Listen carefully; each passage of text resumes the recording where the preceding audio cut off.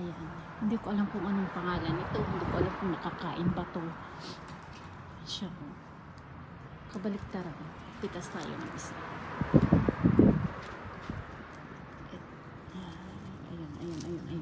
Nalalaglag na lang siya. Dalawa yung napitas ko. Nahulog na lang ng kusa yung isa. Ayan.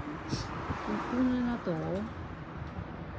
ayan, yung buto niya nasa labas. Parang kasoy lang.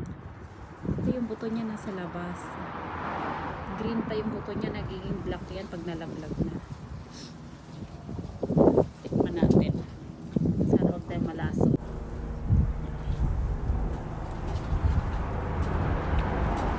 Ang tamis. Ang tamis. Hindi naman siguro ito kakainin ng ibon kung nakakalason. Hindi ko alam yung pangalan ng punong